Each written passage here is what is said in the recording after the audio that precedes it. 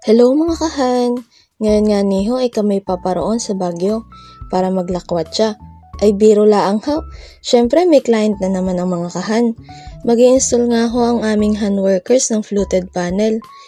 Abay hindi laang ho iyan ang aming ginagawa, pati na rin ang modular at countertop. Kung makikita nyo nga ho ay malayo-layong lakbayin ang ating babaybayin bago pa tayo makarating sa kliyenteng magaling. Syempre magaling pumili ng kontraktor at tayo na ngayon mga kahan. Ay sino pa ba? Ay kayo magsasawa sa puro bulbundukin sa babaga naman ng lalakbayin. Hindi ko nga pinakita ang iba at baka naman din nyo napanoorin. Ay biro lang ho. At nadaanan na nga ho namin ang leon ng Bagyo. Kami nga ho ay tumigil saglit at para suminsay din sa ulo ng leon. Abay kami ho ay lumakad at dumungaw sa bangin na are. Ay pagkakataas, bihong lolo ang sisilid. Nag-request pa nga ang mga are na magpapitik. Abay pagbigyan at baka maglagalig, abay gusto ata malapa ng leon na are. Ay siya, kami ho ay lumarga na at nagpaalam na sa leon.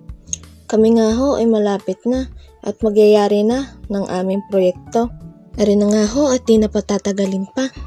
Ari nga ho at ipapakita ko sa inyo ang before at after. Abay kayo na ang humusga.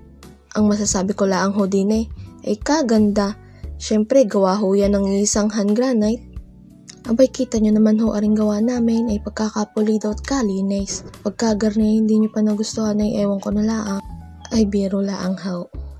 Ari nga ho at makikita nyo ang finished product ay mismong client na ang natuwa sa resulta.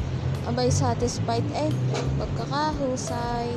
Ay ano pang hinihintay nyo? Abay mas pagandahin pa ang inyong tahanan. At tawagan na aring numerong are. Ay siya nga pala, salamat ho sa inyong panonood. Hanggang sa ulitin.